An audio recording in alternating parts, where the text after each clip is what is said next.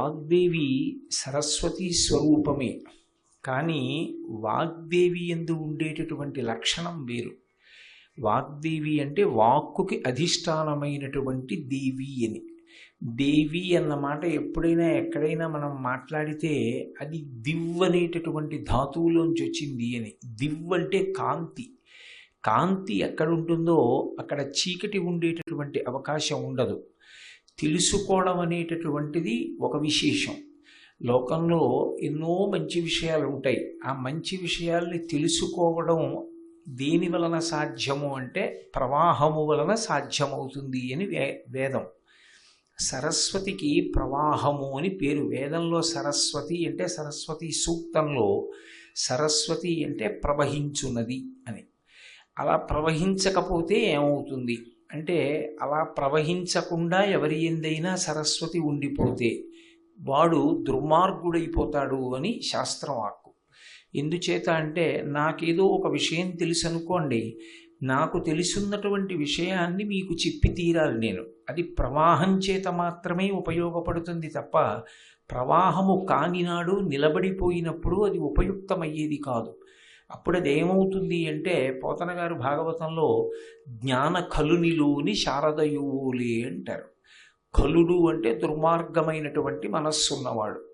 అతనిలోని శారద అంటే ఆయనలో ఉన్న సరస్వతి. ఆమెకు ప్రవాహం లేదు, ఆయన ఎందే ఉండిపోయింది. ఎందుకు ఉండిపోయింది అంటే, ఆయన మూగివాడు కాదు, చెప్పగలడు. కానీ ఆయన ఎందుకు చెప్పడు అంటే, ఆయనకి లోభకారకం కావాలి. అంటే ఆయన సంతోషించడానికి ఏదో ఉండాలి అక్కడ. ఇది నేను ఇతరులకు చెప్తే నాకేమొస్తుంది అన్న ఆలోచన ఒకటి ఉంటుంది. ఆ ఇచ్చిన దానిని బట్టి చెప్పడం ఉంటుంది తప్ప నేను చెప్పడం ప్రయోజనమని చెప్పడం. అటువంటి వాడి యందు సరస్వతి వాగ్దేవిగా మారినది అని చెప్పడం సాధ్యం కాదు. వాక్కు యందు రెండు లక్షణములు ఉంటాయి. ఎప్పుడు వాక్కుని సక్రమంగా వినియోగించకపోతే ఆ వాక్కు మత్తు కల్పిస్తుంది. నేను అన్న మాట మీరు బాగా పట్టుకున్నారో లేదో, నేను నిష్కారణంగా మిమ్మల్ని ఉత్తినే పొగడడం మొదలుపెట్టాను అనుకోండి, పొగడ్తని మించినటువంటి మత్తు లోకంలో ఇంకొకటి లేదు. ఏదైనా ఒక మత్తు పానీయాన్ని ఎవడైనా తాగితే ఆ పానీయం శరీరంలో ఉన్నటువంటి కొంతసేపు మాత్రమే మత్తుగా ఉంటుంది. కానీ విశేషమైనటువంటి పొగడ్త జీవితాంతం జ్ఞాపకం ఉండి పాడు చేయడానికి పనికొస్తుంది. అందుకే వాక్కులు హితకరములు కావాలి. అంటే అవతల వారి యొక్క అభ్యున్నతికి పనికొచ్చేవై ఉండాలి తప్ప కేవలం అదే పనిగా ఇతరులను పొగడమే ఉద్దేశ్యంగా పెట్టుకుని పొగడడానికి పనికొచ్చేవిగా వాక్కు ఎప్పుడూ ఉండకూడదు. అంటే వాక్కు హితకరము కావాలి అంటే ఏముండాలి? సంస్కారం ఉండాలి.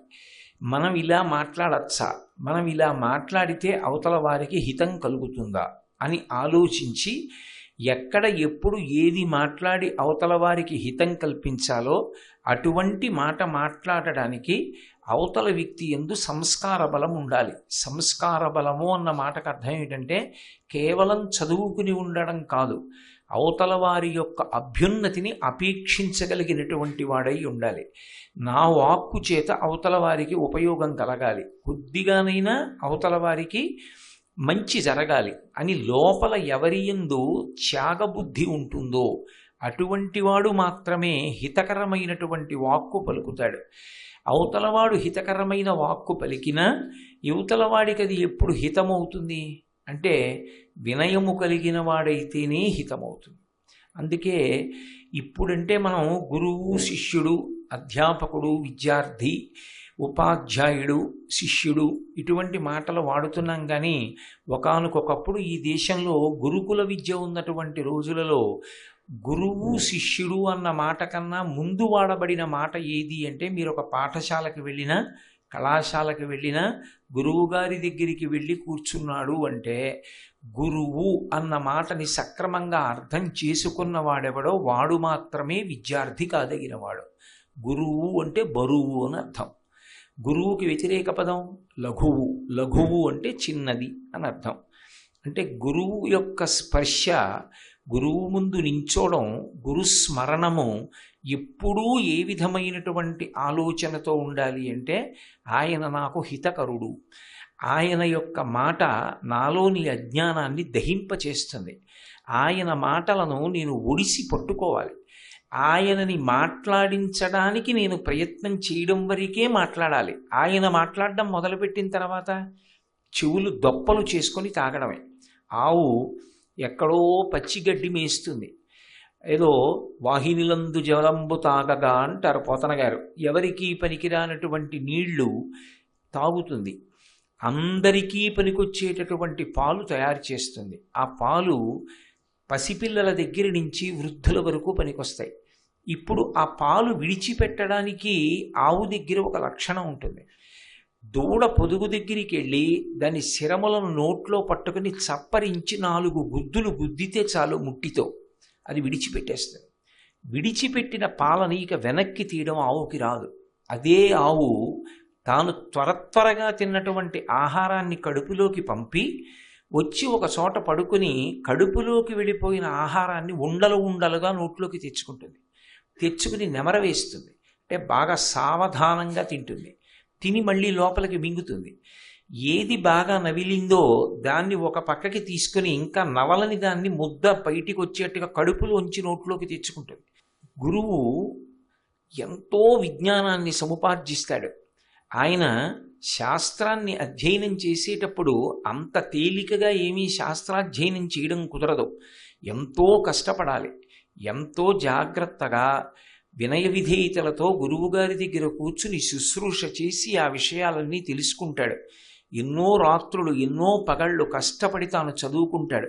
తాను చదువుకున్నటువంటి విషయం తన విద్యార్థులకు తన శిష్యులకు అర్థం అవడానికి తాను ఎంతో కిందకి దిగి వచ్చి తేలికైనటువంటి ఉపమానములతో మాట్లాడతాడు. ఆ మాట్లాడడం త్యాగం. ఎందుకంటే అవతల వారికి అర్థం అవ్వాలని, అవతలవాడు కూడా తనతో సమానమైనటువంటి స్థాయిని పొందాలని ఏ విధమైనటువంటి స్వార్థము లేకుండా మాట్లాడతాడు గురువు. అందుకే గురువు నోటి మాట వర్షధారతో పోల్చారు. వర్షధార పడేటప్పుడు ఈ విత్తనమే మొలకెత్తాలి, ఈ విత్తనం మొలకెత్తకూడదన్న కోరిక ఏమీ ఉండదు. వర్షం సమానంగా పడిపోతుంది. కొన్ని విత్తనాలు మొలకెత్తుతాయి, కొన్ని విత్తనాలు మొలకెత్తవు. కారణం, బండ మీద ఉన్న విత్తనం మొలకెత్తే అవకాశం ఉండదు. మట్టిలో ఉన్న విత్తనం తడి తగిలితే చాలు మొలకలెత్తుతుంది. అంటే అసలు ఆర్ద్రత అన్నది ఒకటి ఉండాలి. అది గురువు నోటి వెంట వచ్చినటువంటి మాటలను పుచ్చుకుని వాటిని ప్రయోజనాత్మకంగా మలుచుకోగలిగినటువంటి స్థితి శిష్యుని యందు ఉండాలి. ఆర్ద్రతగా, బీయింగ్ వెట్ అంటారు చూశారు, కొద్దిగా తడిగా ఉండడం. అసలు అది లేదనుకోండి, అది రాతిలో ఉందనుకోండి, గురువుగారు వర్షధారలా మాట్లాడినా వచ్చిన ప్రయోజనం ఏముంది? అది మొలకలెత్తదు. ఈ మొలకెత్తడానికి మొలకెత్తకపోవడానికి మధ్యలో వచ్చే సమస్య ఏది అని అడిగారు. వినయము లేకుండుట. అందుకే ఒక కళాశాలకి వెళ్ళండి, ఒక పాఠశాలకి వెళ్ళండి, సంగీతం నేర్చుకోవడానికి వెళ్ళండి, నృత్యం నేర్చుకోవడానికి వెళ్ళండి, వేదం చదువుకోవడానికి వెళ్ళండి. ఎప్పుడు గురువుగారి దగ్గరికి వెళ్ళినా మొట్టమొదట జ్ఞాపకం చేసుకోవలసింది ఏది అంటే, గురువు ముందు నేను లఘువు. లఘువు అంటే చిన్నవాడను. ఆయన అన్నీ తెలుసున్నవాడు, సర్వజ్ఞుడు. కాబట్టి ఆయన మాట్లాడతారు, నేను వింటాను. అంతేకాని గురువుగారి దగ్గరికి వెళ్ళి తాను మాట్లాడడం కానీ, గురువుగారి దగ్గరికి వెళ్ళి గురువు యందు ఏ పాటి ఉందిలే విజ్ఞానం అన్నట్లుగా ప్రవర్తించడం కానీ ఎన్నడూ పనికిరాదు. అందుకే గురువుని వినీతుడు అని పిలుస్తారు, శిష్యుణ్ణి వినీయుడు అని పిలుస్తారు. అసలు యథార్థమునకు గురు శిష్య సంబంధంలో ముందు గురువు శిష్యుడు అని పిలవరు. వాళ్ళిద్దరిని వినీతుడు వినీయుడు అని పిలుస్తారు. గురువుని వినీతుడు అని పిలుస్తారు, శిష్యుణ్ణి వినీయుడు అని పిలుస్తారు. అసలు యథార్థమునకు గురు శిష్య సంబంధంలో ముందు గురువు శిష్యుడు అని పిలవరు. వాళ్ళిద్దరిని వినీతుడు వినీయుడు అని పిలుస్తారు. ప్రపంచం మొత్తం మీద విద్యాభ్యాసానికి ఆలవాలమైనటువంటి భూమి ఒక్క భారతదేశమే. ఒకప్పుడు ద్రోణాచార్యుల వారు గురుకులాన్ని నిర్వహిస్తూ ఉంటే ప్రపంచవ్యాప్తంగా విద్యార్థులు వచ్చి ఆయన దగ్గర చదువుకున్నారు. గురువు ఎంత రాగద్వేషాలు లేకుండా, ఎంత పక్షపాతరహితుడై ఉంటాడంటే విజ్ఞానాన్ని అందించడంలో ఆయన తరతమ భేదాన్ని పాటించాడు. ఒకప్పుడు ద్రోణాచార్యుల వారిని సంహరించగలిగినటువంటి కొడుకు నాకు కావాలి అని చెప్పి ద్రుపదుడు యజ్ఞం చేశాడు. ఆ యజ్ఞవాటంలోంచి పుట్టాడు ధృష్టద్యుమ్నుడు. ఆయనకి చదువు చెప్పవలసి వచ్చింది, విలువిద్య నేర్పించవలసి వచ్చింది. గురువుగా తాను కూర్చున్న స్థానానికి ఏ పక్షపాతం లేకుండా తనని చంపడానికే పుట్టిన వాడికి విద్యనంతటినీ బోధించాడు. తన కొడుకైనటువంటి అశ్వత్థామ కన్నా కూడా అర్జునుడికే బ్రహ్మాస్త్రం యొక్క ప్రయోగాన్ని ఉపసంహారాన్ని నేర్పించాడు. పతంజలి దగ్గర వ్యాకరణ భాష్యం నేర్చుకోవడానికి దేశ విదేశాల నుంచి శిష్యులు బయలుదేరి నర్మదా నదిని దాటి దక్షిణ దేశానికి వచ్చి ఆయన దగ్గర వ్యాకరణ భాష్యం నేర్చుకున్నారు అని, ఆరోగ్య సూత్రాలు యోగ సూత్రాలు నేర్చుకున్నారు అని ఇప్పటికీ పతంజలి చరిత్ర చదివితే ప్రపంచవ్యాప్తంగా ఎంతమంది ఈ దేశానికి వచ్చి చదువుకున్నారో అర్థమవుతుంది. ఆ చదువుకునేటప్పుడు ఎప్పుడూ కూడా మొట్టమొదట గురు శిష్యుల మధ్య ఉండవలసిన సంబంధం వినీత వినీయ సంబంధం అంటారు. అంటే గురువు దగ్గర ఏం నేర్చుకుంటాడంటే ముందు వినయం నేర్చుకుంటాడు. వినయం నేర్చుకోవడము అంటే దానికి పాఠ్యాంశాలు ఉండవు. నేను వినయంగా ఉండాలి అనుకున్నాను అనుకోండి, నేను ఎలా వినయంగా ఉండాలండి అని అడిగితే వినయం రాదు. తప్పయా, నువ్వు అహంకారంతో ఉండకూడదు అన్నంత మాత్రం చేత వినయం రాదు. వినయం రావడానికి ఒకే ఒక్క కారణం ఉంటుంది. ఏమిటి ఆ కారణం అంటే, నాకు తెలిసి ఉన్నది ఏ పాటి, ఈ ఒక్క ప్రశ్న వినయములకు కారణం. ఎన్ని తెలిసున్నవాడైనా నాకు ఏ పాటి తెలుసు అనగలిగిన మనస్తత్వం ఉందనుకోండి, వాడి అంతటి వినయశీలి లోకంలో ఇంకొకడు ఉండడు. వాడు నిరంతర విద్యార్థి. నాకు ఏం తెలుసు, నేను తెలుసుకోవాలని కోరుకుంటూ ఉంటాడు. నాకు తెలియనిది అన్నాడు అనుకోండి, ఇక పాత్రత ఉండదు, ఆయనలోకి చేరేది ఉండదు. ఇక అహంకారం విస్తృతంగా పైకి లేచిపోతుంది. అందుకే అహంకారమును తొక్కడమే వినయము పైకి లేవడం. ఆ వినయమే పాత్రత. ఆ వినయము కలగాలి అంటే ఎప్పుడూ ఉండవలసినది ఏది అంటే, నాకు ఏ పాటి తెలుసు, నాకెంత తెలుసు. నాకెంత తెలుసు అని అనుకోవాలి అంటే అంత తేలికైన విషయం ఏం కాదు. నేనేదో రామాయణం మీద ప్రవచనం చేశాను అనుకోండి, నేను తప్ప రామాయణం మీద ప్రవచనాలు ఇంత బాగా ఎవడు చేశాడు, ఇంతమంది నన్ను రామాయణం మీద మీరు బాగా చెప్పారంటారు అనుకున్నాను అనుకోండి, ఉత్తర క్షణంలో నాలో అహంకారం ప్రబలుతుంది. శ్రీరామాయణంలో ఒక శ్లోకంలో ఉన్నటువంటి ఒక పాదంలో ఉన్నటువంటి ఒక పదానికి వ్యాఖ్యానం చెప్పడానికి దర్శనం చేస్తూ తరించిపోయిన మహాపురుషులు ఉన్నారు. శ్రీరామ అన్న మాట 3 మాటలు అనవలసిన అవసరం ఏముంది, ఒక్క మాట అంటే చాలని సిద్ధాంతీకరించిన వాళ్ళు ఉన్నారు. అంతటి మహాపురుషుల ముందు నాకు తెలిసిన్నది ఏ పాటి, 24,000 శ్లోకాలు నాకేం కంఠగతం కాదు. నాకేం తెలుసు కనుక నిజంగా ఎన్ని వ్యాఖ్యానాలు ఉన్నాయి. ఎంత పెద్ద భారతం, సంస్కృత భారతం, తెలుగు భారతం, అందులో ఉన్న పద్యాలు, దాని వ్యాఖ్యానాలు, ఉపనిషత్తులు, బ్రహ్మసూత్రాలు, బ్రహ్మసూత్రాల భాష్యం, 4 వేదాలు, ఇవన్నీ చదువుకోవడానికి నా జీవితం ఎక్కడ సరిపోతుంది? నాకు ఏ పాటి తెలుసు? నాకేం తెలిసిన నేను అహంకరించను. నాకన్నా తెలిసున్న వాళ్ళు ఎందరో ఉన్నారు. అన్నీ తెలిసున్న వాళ్ళు నేనెంతటి వాణ్ణి అని నిలబడ్డారు. శంకర భగవత్పాదుల కన్నా జ్ఞాని ఈ లోకంలో లేడు. అంత జ్ఞానం కలిగిన శంకరాచార్యుల వారు పశుమాం సర్వజ్ఞ ప్రథిత కృపయా పాలయ విభో అన్నారు. ఈశ్వర, నేను పశువుని, నువ్వు పశుపతివి, చాలదా మనకి సంబంధం అన్నారు. అంతటి శంకర భగవత్పాదులే నాకేం తెలుసు అన్నారు. ఏదో తెలుసున్న చిన్న విషయాన్ని పట్టుకుని ఏదో కొద్దిగా సిలబస్ చదువుకుని పేరు పక్కన 3 అక్షరాలు 4 అక్షరాలు వచ్చినంత మాత్రం చేత నాకన్నా గొప్పవాడు లేడనుకోవడం అంతకన్నా హాస్యాస్పదమైనటువంటి విషయం లోకంలో ఇంకోటి ఉండదు. అందుకే పెద్దలు ఎప్పుడూ 2 మాటలు జ్ఞాపకం పెట్టుకో, జీవితంలో వృద్ధిలోకి వస్తావని చెప్తారు. ఒకటి, ఎప్పుడూ స్మరించవలసినది ఏది అంటే, నాకు ఏ పాటి తెలుసు కనుక. ఎందుకంటే రెండిటి యందు మనుష్యునకు తనకి తెలియకుండానే ఒకటి లేదంటే ఒప్పుకోడు, ఒకటి ఉందంటే ఒప్పుకోడు. ఈ 2 మనుష్యుని విషయంలో ఎప్పుడూ ప్రమాదకారులే. నీకు సరస్వతీ కటాక్షం లేదు అని అన్నాను అనుకోండి, నీకేమి తెలిసాయా అంతా, నీకంతేం తెలియదు, ఎక్కువ మాట్లాడకు, తప్పలా మాట్లాడకూడదు అన్నాను అనుకోండి, వెంటనే ఆయన ఏమంటాడంటే నీకేం తెలుసు అంటాడు. నీకు తెలియదు అన్న మాటని అంత త్వరగా అంగీకరించలేడు. అవును, నాకేం తెలుసు, అందుకే మీ పాదాల దగ్గర చేరాను, నిజం నాకేం తెలియదు అని అనగలిగిన మనస్తత్వం ఉండదు. లక్ష్మీ కటాక్షం దగ్గరికి వచ్చేటప్పటికి మీకేమండి బోలెడంత ఐశ్వర్యం ఉంది అన్నారనుకోండి, అవునండి నిజమే నాకు చాలా ఐశ్వర్యం ఉంది అంటాడేమిటి ఎవరన్నా? ఎవడండవు. ఏముందండి మా పెద్దలతో పోలిస్తే ఏదో వడ్డీకి వస్తోంది, అంతకన్నా ఏం లేదంటాడు. లక్ష్మీ కటాక్షం ఉందంటే ఒప్పుకోడు, సరస్వతీ కటాక్షం లేదంటే ఒప్పుకోడు. ఈ రెండూ జాడ్యంగా పట్టుకుని ఉన్నంత కాలం వాడు అహంకారమునందు ఎప్పుడూ కూడా ఆశయందు నలిగిపోతూనే ఉంటాడు. వాడి జీవితంలో తృప్తి ఉండదు, వాడు ఉన్న చోట శాంతి ఉండదు. శాంతికి పర్యాయపదంగా బ్రతకగలగాలి అంటే 10 మందిలో ఆదరణీయుడిగా ఆదర్శనీయుడిగా బ్రతకాలి అంటే రెండిటిని ఎప్పుడూ స్మరణ చేస్తూ ఉండమని చెప్పారు. ఉన్న వాంగ్మయంలో తెలుసుకోవలసిన విషయాలలో నిజంగా నాకు తెలిసి ఉన్నవి ఇన్ని. రెండవది, నాకు ఈశ్వరుడు ఇవ్వనిదేది. ఈ రెండిటినీ ఎప్పుడూ స్మరించు. ఈశ్వరుడు అన్న మాటని నువ్వు ఏ పేరుతో పిలిచినా అభ్యంతరం ఏం లేదు. దాన్ని నువ్వు ఎక్కడ ఏ కుటుంబంలో ఏ సంప్రదాయంలో ఏ మతంలో ఎలా పుట్టావో అక్కడ ఏ పేరుతో పిలుస్తారో ఆ పేరుతో పిలుచుకోవడంలో నాకేం అభ్యంతరం లేదు. నేనున్న మార్గం గనక నాకు ఈశ్వరుడు అని వస్తుంటుంది. ఈశ్వరుడు నాకేం ఇవ్వలేదు, ఇది తృప్తికి కారణం. ఈశ్వరుడు అన్న మాటని నువ్వు ఏ పేరుతో పిలిచినా అభ్యంతరం ఏం లేదు. దాన్ని నువ్వు ఎక్కడ ఏ కుటుంబంలో ఏ సంప్రదాయంలో ఏ మతంలో ఎలా పుట్టావో అక్కడ ఏ పేరుతో పిలుస్తారో ఆ పేరుతో పిలుచుకోవడంలో నాకేం అభ్యంతరం లేదు. నేనున్న మార్గం గనక నాకు ఈశ్వరుడు అని వస్తుంటుంది.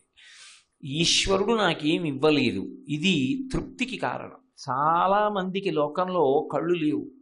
కళ్ళు లేని వాళ్ళు ఎందరో ఉన్నారు. నేను సామర్లకోటలో ఉద్యోగం చేసేటప్పుడు కాకినాడ నుంచి ప్రతిరోజు బస్సులో వెళుతుండేవాడిని.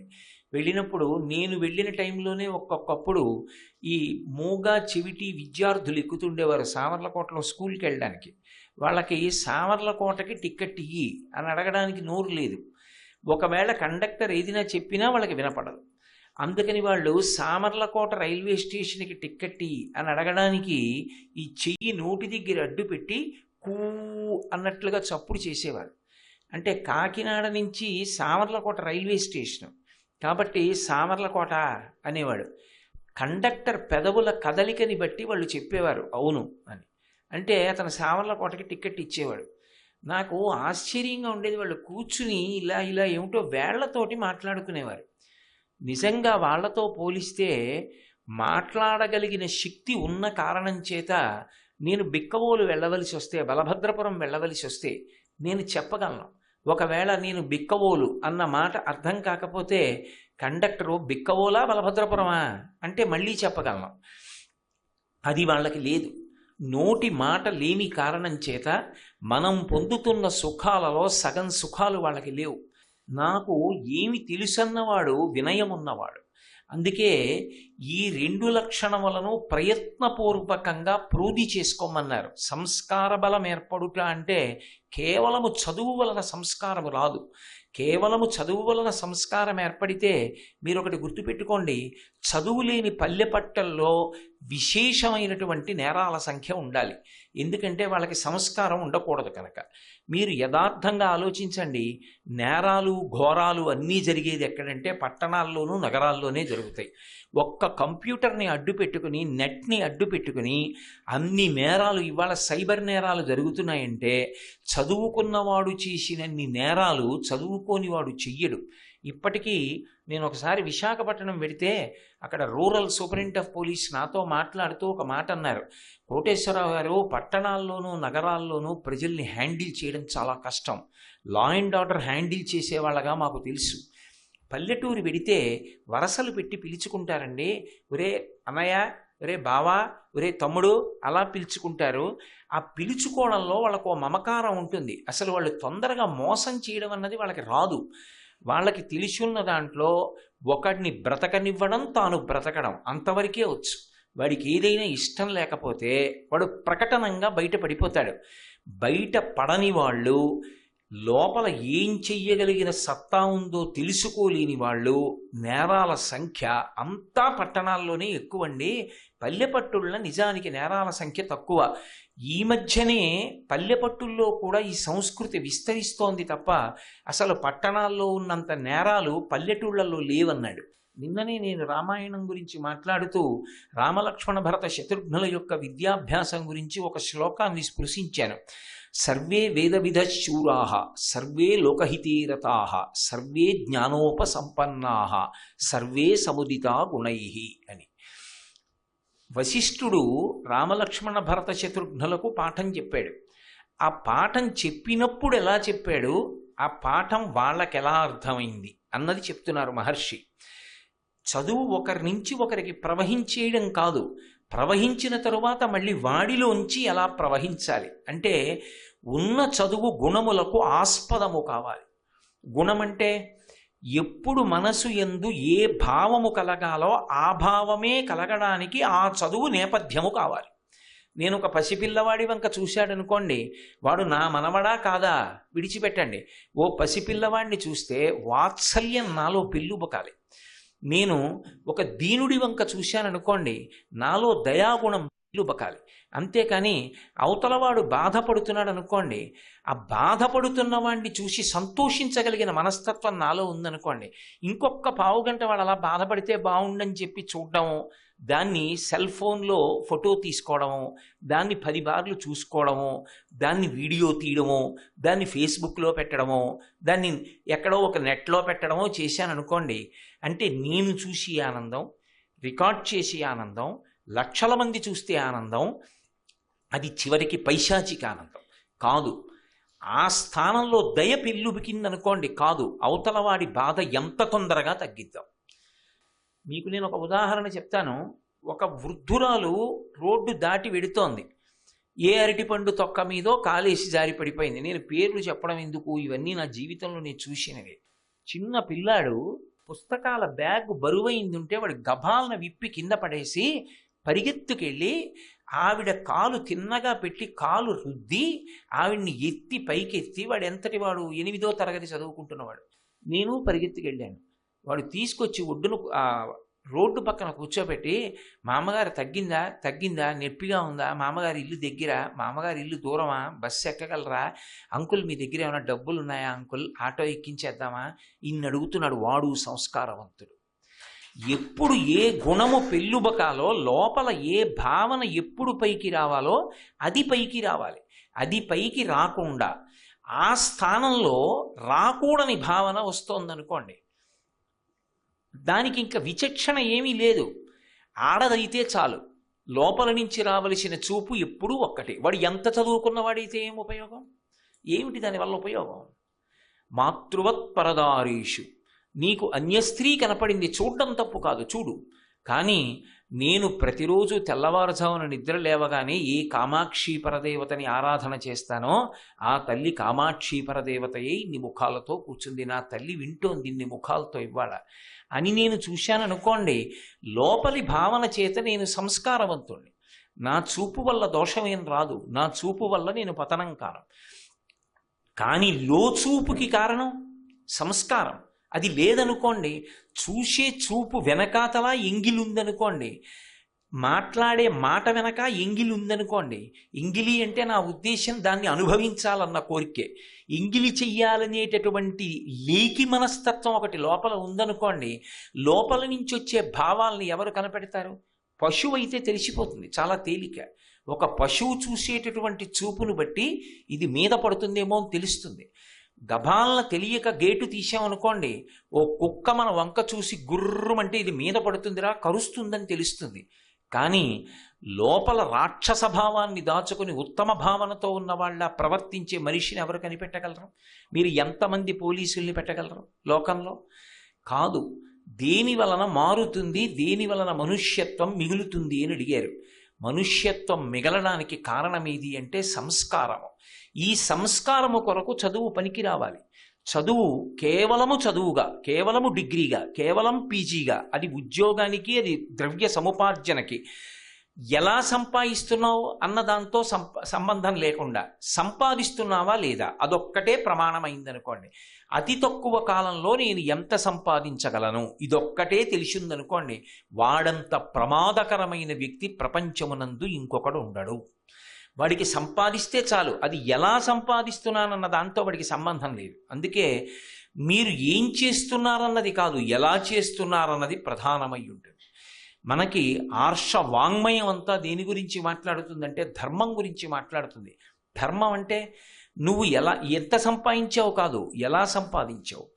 నువ్వు రోజు లేవడం పడుకోవడం కాదు, లేవడం పడుకోవడం అనేటటువంటి నీ బ్రతుకులో ఎంతమందికి ఉపయోగపడుతూ ఉంటావు, నీ బ్రతుకు ఎంతమందిని బ్రతికిస్తూ ఉంటుంది. ఇది అత్యంత ప్రధానమైనటువంటి విషయం. ఇది రావాలి అంటే గురువు దగ్గర శిష్యుడిగా ఎప్పుడూ కూడా బుద్ధి శిక్షింపబడడానికి సిద్ధపడాలి. అందుకే శిష్యుడు అని పిలుస్తారు. బుద్ధి శిక్షింపబడడం అంటే గురువుకి వశవర్తి కావాలి. నేను గురువు గారికి లొంగిపోతున్నాను అని సంకల్పం చేసుకుని గురువు గారు ఏ మాట చెప్తే ఆ మాటకి నేను లొంగుతాను అన్నాడు అనుకోండి, అప్పుడే వాడు సమాజమునకు పనికొచ్చేవాడు కాగలుగుతాడు. నేను ఎవ్వరికీ లొంగను, నా అంత వాణ్ణి నేను అనుకుంటే నా మాట నేనే విన్నాం అన్నాడు అనుకోండి, వాడంత పనికి మాలిన వాడికి ప్రపంచంలో లేడు. సర్వం శ్రీ ఉమామహేశ్వర పరబ్రహ్మార్పణమస్తు. స్వస్తి.